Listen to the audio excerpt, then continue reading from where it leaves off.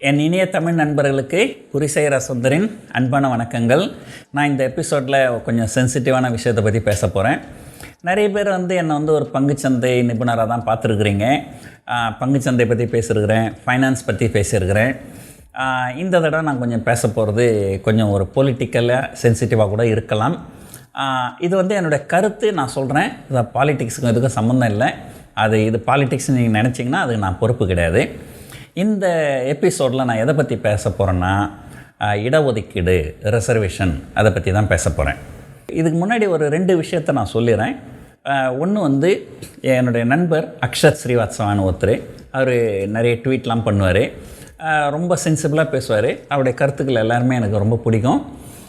சமீபத்தில் ரிசர்வேஷனுக்கு அகெயின்ஸ்டாக சில விஷயங்கள் பேசியிருந்தார். அது எனக்கு உடன்பாடு இல்லை.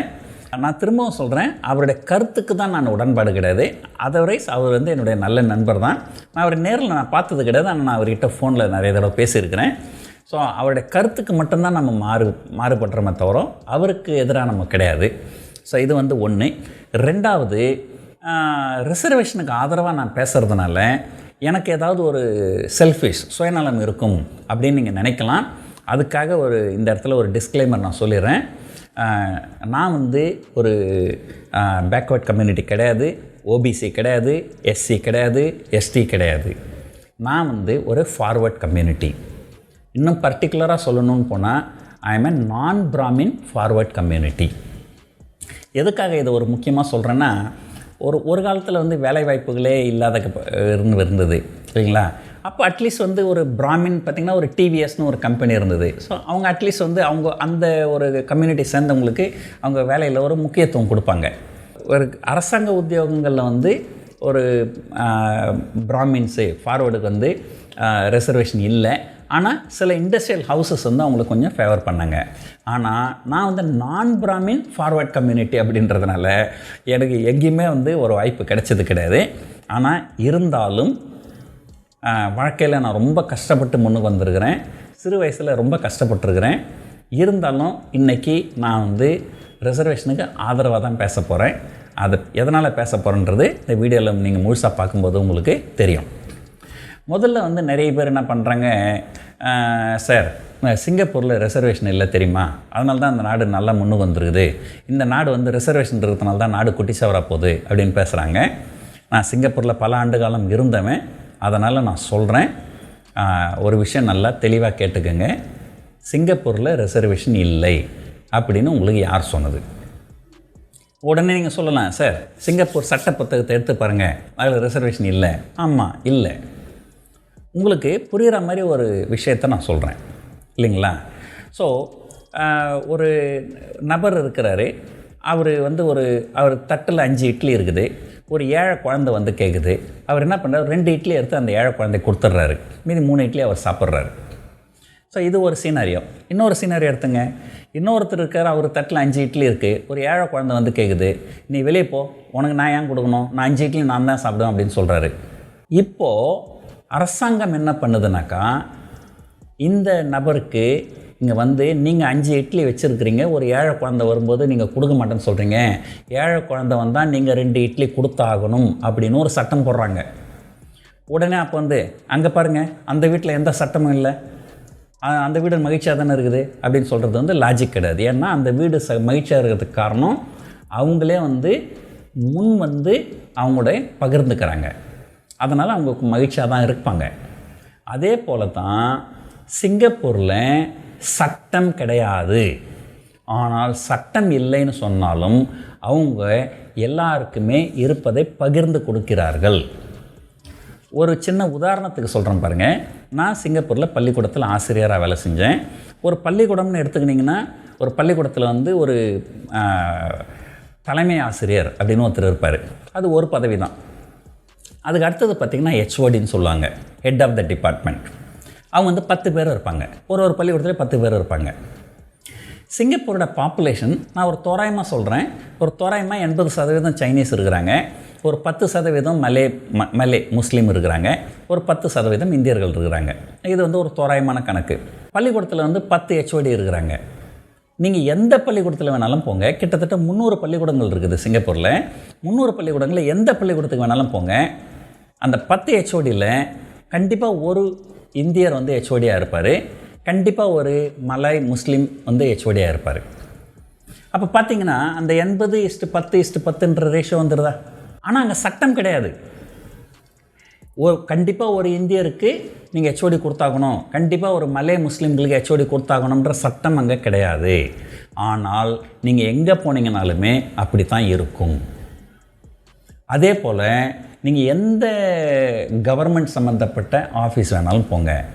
கவர்மெண்ட் பேங்க் இருக்குது, இப்போ இங்கே ஸ்டேட் பேங்க் மாதிரி அங்கே கவர்மெண்ட் பேங்க் இருக்குது, இமிக்ரேஷன் ஆஃபீஸ் இருக்குது, எத்தனையோ கவர்மெண்ட் டிபார்ட்மெண்ட் இருக்குது. நீங்கள் எந்த கவர்மெண்ட் டிபார்ட்மெண்ட்டில் வேணாலும் போங்க.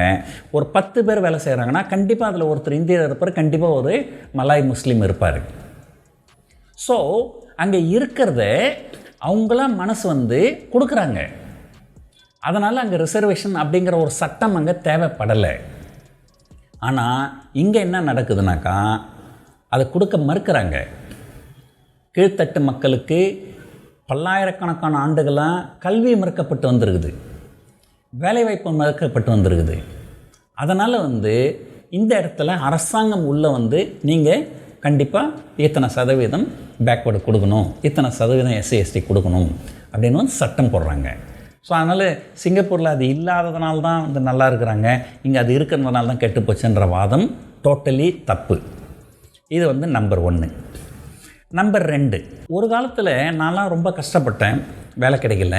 நான் இங்கே வேலை கிடைக்காம தான் நான் நார்த் இந்தியாவுக்கு போனேன். அதுக்கப்புறம் அங்கேருந்து சிங்கப்பூர் போனேன், அது வேறு விஷயம். ஆனால் இப்போல்லாம் பார்த்திங்கன்னா ஒரு ரிசர்வேஷன் அப்படின்னு எடுத்துக்கிட்டிங்கனாலே ரிசர்வேஷன் அப்படிங்கிறது கவர்மெண்ட் உத்தியோகத்தில் மட்டும்தான். ஒட்டுமொத்தமாக எவ்வளவு வேலைவாய்ப்புகள் ஆர்கனைஸ்டு செக்டரில் டோட்டலாக எவ்வளோ வேலைவாய்ப்புகள் இருக்கோ அதில் 10% குறைவான வேலைவாய்ப்புகள் தான் அரசாங்கத்தில் இருக்குது. மீதி 90% மேலே ப்ரைவேட் செக்டரில் தான் இருக்குது. இது வந்து ஆர்கனைஸ்டு செக்டர். நீங்கள் organised sector plus unorganised sector ரெண்டுத்தையும் கம்பைன் பண்ணி பார்த்தீங்கன்னா 100 ஜாப் இருக்குதுன்னா அந்த 100 ஜாப்பில் ஒரு ஜாப் தான் வந்து கவர்மெண்ட்டில் இருக்குது. அப்போ அந்த ஒரு ஜாப்பில் தான் அரை ஜாப் தான் வந்து ரிசர்வேஷனுக்கு போகுது. மீதி 99 ஜாபுக்கு வந்து உங்களுக்கு ரிசர்வேஷன் கிடையாது. ஸோ அப்போ இதில் எங்கேருந்து பிரச்சனை வரப்போகுது? இன்னும் கேட்டிங்கன்னா ப்ரைவேட் செக்டரில் தான் சம்பளம் கூட இருக்குது. அரசாங்கத்தில் உங்களுக்கு அதிகபட்சம் எவ்வளோ சம்பளம் வரும்? 2 லட்சம் வருமா? ஆனால் ப்ரைவேட்டில் 2 கோடி கூட வரும். உண்மையாக சொல்லணுன்னாக்கா உழைச்சி சம்பாதிக்கிறோன்னு நினைக்கிறவங்க எல்லாருமே ப்ரைவேட் ஜாப்ஸ் தான் விரும்புகிறாங்க இல்லைங்களா? ஏதாவது நம்ம வந்து உட்காந்த இடத்துல ஏசியில் கையெழுத்து போட்டுட்டு லஞ்சம் வாங்கி குழப்பம் நடத்தலாம்னு நினைக்கிறவங்க தான் வந்து அரசாங்க உத்தியோகம் வேணும்னு நிறைய பேர் விரும்புகிறாங்க. நான் எல்லா அரசாங்க அதிகாரிகளும் லஞ்சம் வாங்குறாங்கன்னு நான் சொல்ல வரல. ஆனால் கண்டிப்பாக ஒரு சில அரசாங்க அதிகாரிகள் லஞ்சம் வாங்குறாங்கன்றது யாராலையும் மறுக்க முடியாத ஒரு உண்மை தான் அது. ஸோ எதுக்காக சொல்ல வரேன்னா, இந்த ரிசர்வேஷன்றது வந்து ஐயோ தமிழ்நாட்டில் பாருங்கள் 50% பிசி, 18% எஸ்சி எஸ்டி, 68% வந்து ரிசர்வேஷன் போயிடுச்சு, என் நாடு எப்படி முன்னுக்கு வரும் அப்படிலாம் சொல்லாதீங்க. ஏன்னா 100 ஜாப் இருக்குதுன்னா 100 ஜாப்பில் வந்து ஒரு ஜாப் தான் வந்து கவர்மெண்ட் ஜாப்பு, மீதி 99 ஜாப்பு மற்ற இடத்துல ப்ரைவேட்டில் இருக்குது. இந்த ஒரு ஜாப்பில் மட்டும்தான் வந்து உங்களுக்கு ஒரு 68% ரிசர்வேஷன் போகுது. இதில் என்ன பெருசாக குறைஞ்சிட போகுது? அதுக்கு அடுத்தது 3வது, நிறைய பேர் என்ன சொல்கிறாங்க, சார் என்ன சார் இது, நீங்கள் வந்து மெரிட் இருக்கணும் சார் எல்லாத்துலேயும், மெரிட் இல்லாமல் வந்தால் எப்படி சார்? மெரிட் இல்லாமல் ஒருத்தன் டாக்டராக வந்தால் அந்த நாளைக்கு அவனோட பேஷண்ட்டோட நிலைமை என்ன சார் ஆகும் அப்படின்லாம் கேட்குறாங்க. அந்த வாதத்தில் எந்த வித இதுவுமே கிடையாது. நான் ஒரு உதாரணத்துக்கு சொல்கிறேன் பாருங்கள் இல்லைங்களா. ஒருத்தர் வந்து ஒரு 80% மார்க் எடுத்தாலே அவருக்கு ஒரு இன்ஜினியரிங் படிக்கக்கூடிய தகுதி இருக்குது அப்படின்ற ஒரு கணிப்பு இருக்குது. ஆனால் இருந்தாலும் நமக்கு மக்கள் தொகை அதிகம். ஸோ நிறைய பேர் லட்சக்கணக்கான மக்கள் படிக்கிறாங்க, இங்கே நம்பர் ஆஃப் சீட்ஸ் ரொம்ப கம்மியாக தான் இருக்குது. அதனால தான் போட்டின்னு வரும்போது 99 மார்க் எடுத்தால் தான் இன்ஜினியரிங் சீட்டு. ஆனால் 99 மார்க் எடுத்தால் தான் இன்ஜினியரிங் சீட்டுன்றது உண்மையாக இருந்தாலுமே, ஆனால் 99 மார்க் எடுத்தவன் மட்டும்தான் இன்ஜினியரிங்க்கு படிக்கிறதுக்கு தகுதியானவன், 95 மார்க் எடுத்தவன் தகுதியானவன் இல்லை அப்படின்னு நம்மளால் சொல்ல முடியாது. ஒரு உதாரணத்துக்கு நீங்கள் அண்ணா யூனிவர்சிட்டியோட ரேங்க் லிஸ்ட் எடுத்து பாருங்கள். அண்ணா யூனிவர்சிட்டியில் நீங்கள் கம்ப்யூட்டர் இன்ஜினியரிங் படிக்கணுன்னாக்கா உங்களுக்கு ஓப்பன் கேட்டகரியில் 99% மார்க் இருந்தால் தான் கிடைக்கும்னாக்கா, பிசியில் 98% இருந்தால் தான் கிடைக்கும். இன்னும் 1%ல் பெரிய என்ன வித்தியாசம் ஆகிடுது? இவன் 99 எடுத்தாலும் அதிபுத்திசாலி ஆயிடுறான், இவன் 98 எடுக்கிறதுனால அடிமுட்டால் ஆயிடுறானா? அப்புறம் ஒருத்தர் என்கிட்ட கேட்டார், என்ன சார் மெரிட் இல்லாமல் ஒருத்தர் டாக்டருக்கு படிச்சுட்டு வந்தால் பேஷண்ட்டோட நிலைமை என்ன ஆகும் இல்லைங்களா? அதுக்கு நான் ஒரு நல்ல உதாரணம் சொல்கிறேன் பாருங்கள். ஒரு 2 பேர் இருக்கிறாங்க, ஒரு A B 2 பேர் இருக்கிறாங்க. 2 பேரும் எக்ஸாமுக்கு போகிறாங்க. 2 பேருக்கும் வினாத்தாளில் இருக்கிறது மொத்தம் 99 மார்க்குக்கு ஆன்சர் பண்ணிடுறாங்க.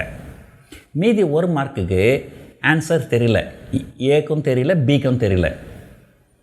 ஆனால் பி என்ன பண்ணுறாரு, எனக்கு தெரியலன்னு சொன்னால் நான் அதை ஆன்சர் பண்ண மாட்டேன், எனக்கு தெரிஞ்சால் மட்டும்தான் நான் ஆன்சர் பண்ணுவேன், ஆனால் 99 மார்க் எடுத்தாலும் பரவாயில்ல அப்படின்னு சொல்லிட்டு அந்த 1 மார்க் கேள்வியை விட்டுறாரு. ஒரு மல்டிபிள் சாய்ஸ்னு வச்சுப்போமே, ஒரு கேள்வி இருக்குது, 4 பதில், அதில் எந்த பதில் கரெக்ட் அப்படின்ட்டு அந்த பதில் அவர் எழுதாமல் விட்டுறாரு, எந்த டிக் பண்ணாமல் விட்டுறாரு.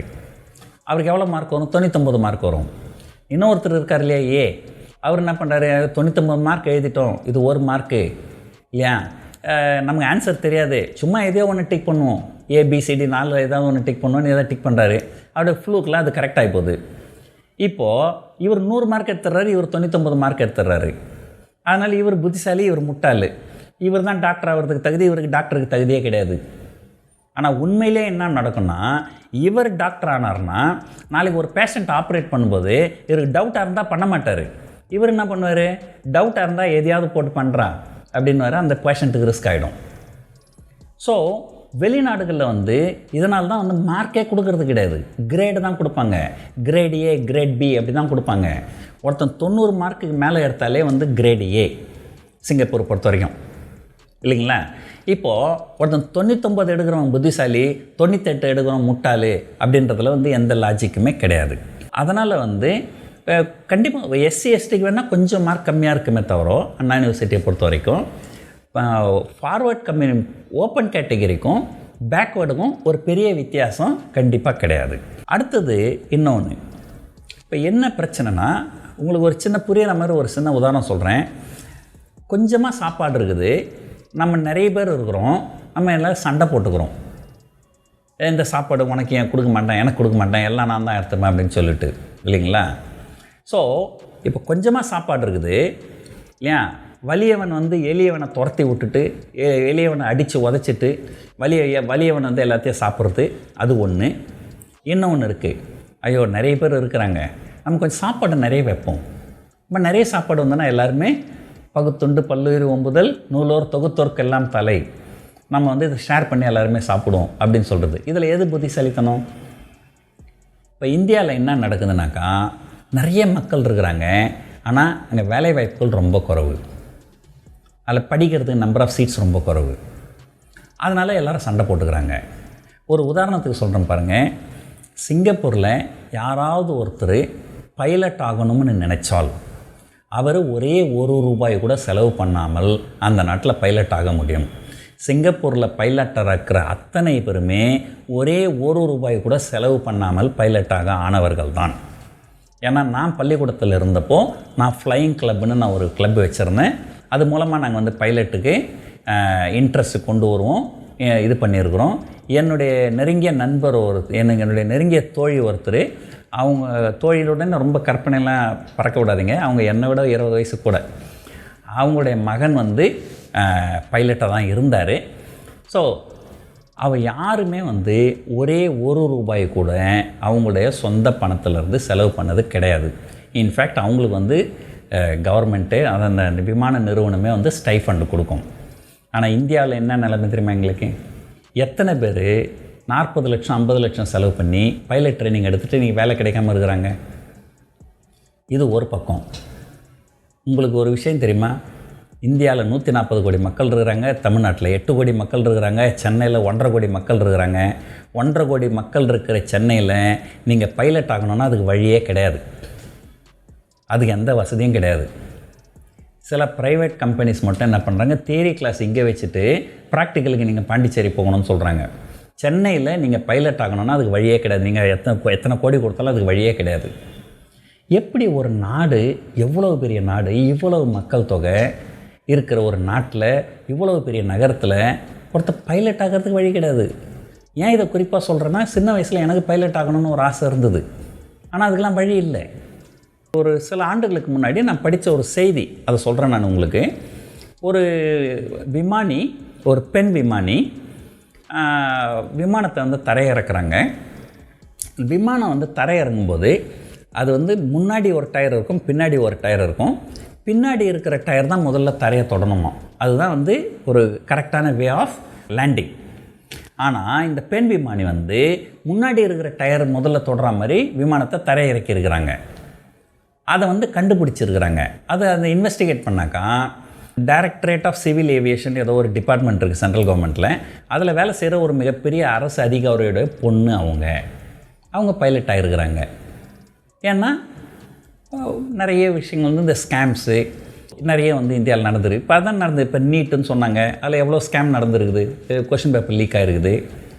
ஸோ அதாவது இந்த இடத்துல வந்து நான் என்ன சொல்ல வரேன்னா, இந்த ஊழல்கள், லஞ்சம், ஊழல், நெப்போட்டிசம், அதாவது அவங்க வேலை செய்கிறவங்க அவங்க சொந்தக்காரங்களுக்கே ஃபேவர் பண்ணிக்கிறது, இதெல்லாம் வந்து பெரிய கொடுமையான அரக்கன்.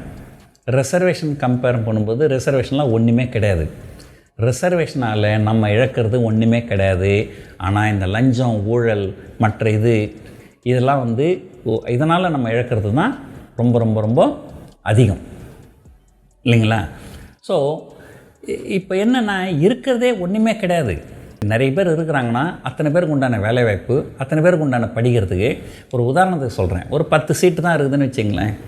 ஒரு நல்ல காலேஜில் ஒரு 100 சீட்டாக இன்க்ரீஸ் பண்ணாக்கா அப்போ ரிசர்வேஷனில் 60 சீட்டு 70 சீட்டு போனால் கூட நமக்கு 30 சீட்டு கிடைக்கும். அதை விட்டுட்டு இருக்கிற 10 சீட்டை வச்சுன்னு நீ எதுக்கு 7 சீட்டு ரிசர்வேஷன் கொடுக்குற, 3 சீட்டு தானே, 3 சீட்டு வச்சு நாங்கள் என்ன பண்ண முடியும் அப்படின்னு சண்டை போடுறதுல பிரயோஜனம் கிடையாது. ஏதோ ஒரு காரணத்தில் அந்த 10 சீட்டே உங்களுக்கு கொடுத்தா கூட உங்களுக்கு அதிகபட்ச 10 சீட்டு தான் கிடைக்கும். ஆனால் அதே 100 சீட்டு இது பண்ணாக்கா உங்களுக்கு 30 சீட் கிடைக்கும். ஸோ இந்த டிமாண்ட் அண்ட் சப்ளைக்கு ஏற்ற மாதிரி விரிவாக்கம் செய்யணும், வேலைவாய்ப்புகள் நிறைய உருவாக்கணும். ஸோ மற்ற நாடுகள் அதெல்லாம் நடக்குது. சிங்கப்பூரில் வந்து வேலைவாய்ப்புகள் நிறைய இருக்குது. ஸோ அதனால தான் வந்து அங்கே வந்து யாரும் வந்து எனக்கு ரிசர்வேஷன் கொடுன்னு சண்டை போடுறது கிடையாது. ஸோ இங்கே இருக்கிறது காரணம் அதுதான். ஸோ இந்த லஞ்சம், ஊழல், இதெல்லாம் வந்து கட்டுப்படுத்தினாலே நம்முடைய மக்கள் வந்து நிறைய பேர் மகிழ்ச்சியாக இருப்பாங்க. நம்மளே சந்தோஷமாக ரிசர்வேஷன் நம்ம கொடுக்கலாம் மற்றவங்களுக்கு. அதனால் எந்த பாதிப்பும் வராது. அதுதான் என்னுடைய கருத்து. இதுக்கப்புறம் இந்த ரிசர்வேஷன் அப்படின்னு சொல்லும்போது இன்னொரு முக்கியமான விஷயத்த சொல்லணும். இங்கே நீங்கள் வந்து ஐஐடிக்கு போகணுன்னா கோச்சிங் சென்டர் இருக்குது, நீட்டுக்கு கோச்சிங் சென்டர் இருக்குது. உங்களுக்கு ஒரு விஷயம் தெரியுமா, சிங்கப்பூரில் எதுக்குமே கோச்சிங் சென்டரே கிடையாது. ஏன்னா சிங்கப்பூரில் படிக்கிற அத்தனை பேருக்கும் ஒரே கல்வி வழங்கப்படுகிறது, ஒரே தரமான கல்வி வழங்கப்படுகிறது. அதனால் அந்த எக்ஸாமுடைய ரிசல்ட்டை பேஸ் பண்ணி மட்டும்தான் எல்லாருக்கும் அங்கே அட்மிஷன் கிடைக்குது. அது நம்பர் 1. 2வது, அங்கே வந்து நீங்கள் டாக்டர் ஆகணுமா, இன்ஜினியர் ஆகணுமா, பைலட் ஆகணுமா, எது வேணாலும் ஆகுங்க. ஆனால் ஒரே ₹1 கூட நீங்கள் எந்த இடத்துலையும் லஞ்சமாகவோ டொனேஷனாகவோ கொடுக்க வேண்டிய அவசியம் கிடையாது. சிங்கப்பூரை பொறுத்த வரைக்கும் என்ன படிப்பு வேணும்னு நீங்கள் படிக்கணுன்னாலும் ஒரே ₹1 கூட லஞ்சமும் ஒரே ₹1 கூட டொனேஷனும் கிடையாது. ஆனால் இங்கே என்ன நடக்குது, எல்லாருக்கும் வந்து சமமான கல்வி வழங்கப்படுதா? இல்லை. ஒரு ஐஐடி எடுத்துங்க. ஐஐடி என்ட்ரன்ஸ் எக்ஸாம் போனீங்கன்னா ஒரு கிராமத்தில் படிக்கிற ஒரு மாணவன் அவனுக்கு வந்து என்ன ஒரு பாடப்புத்தகத்தில் இருக்குதோ அதுதான் அவனுக்கு தெரியும். ஆனால் ஐஐடியில் வர கொஷின்ஸ் வந்து இந்த பாடப்புத்தகத்தை படிக்கிறவனால அந்த ஐஐடி கொஷினை ஆன்சர் பண்ண முடியுமா? முடியாது. அவங்க பல சிக்கலான கேள்விகளை கேட்பாங்க. இதுக்காக தான் தனியாக கோச்சிங் சென்ட்ரு. இப்போல்லாம் நிறைய இடத்துல வந்து ₹3 லட்சம் ₹4 லட்சம் ஃபீஸ் வாங்குகிறாங்க ஐஐடி கோச்சிங் சென்டருக்காக. 9th ப்ரிப்பேர் பண்ணுறாங்க. அப்போ ஒன்று உங்கள்கிட்ட 3 லட்சம் 4 லட்சம் பணத்தை கட்டி நீங்கள் அதை படிக்கணும். அல்லது உங்கள் அப்பா ஐஏஎஸ் ஆஃபீஸராக இருந்தால் நீங்கள் வந்து கோல்மால் பண்ணி, உங்கள் அப்பா வந்து சிவில் ஏவியேஷன் மினிஸ்டரில் வேலை செஞ்சார்னா கோல்மால் பண்ணி நீங்கள் பைலட் ஆகிடலாம். இந்த மாதிரி இப்போ சமீபங்களில் நம்ம படிக்கிறோம். ஏதோ ஒரு மகாராஷ்டிராவில் கூட ஒரு பெண்மணி வந்து ஒரு ஃபேக் டிசபிலிட்டி சர்டிஃபிகேட்லாம் கொடுத்து அவங்க ஐஏஎஸ் ஆஃபீஸர் ஆகிட்டாங்க. ஸோ ஐஏஎஸ் ஆஃபீஸர் எல்லாமே வந்து நிறைய ஃப்ராட் பண்ணி இது பண்ணுறாங்க இல்லைங்களா? ஸோ அப்போ என்னென்னா எல்லாருக்கும் ஒரே தரமான கல்வி வழங்கப்பட்டு அதிலிருந்து கேள்விகள் கேட்கப்பட்டால் அந்த என்ட்ரன்ஸ் எக்ஸாமில் கூட ஒரு நியாயம் உண்டு. ஆனால் இங்கே வந்து பணக்காரர்கள் மட்டும்தான் பணத்தை கட்டி அதுக்காக தனியாக கோச்சிங். கோட்டான்னு ஒரு ஊர் இருக்குது ராஜஸ்தானில், நீங்கள் போய் பாருங்கள். அங்கே எல்லாமே வந்து கோச்சிங் சென்டர் தான். ஐஐடி கோச்சிங் சென்டருக்காகவே வந்து அந்த ஊர் இருக்குது. அப்போது ஒரு சம வாய்ப்புன்றது இங்கே எங்கே வருது? அது வந்து பிசியாக இருந்துக்கலாம், ஓசியாக இருக்கலாம், யாராக வேணாலும் இருக்கலாம். நானும் ஒரு ரொம்ப ஏழ்மையான குடும்பத்துலேருந்து வந்தவன் தான். எங்கே சம வாய்ப்பு இருந்திருக்கு?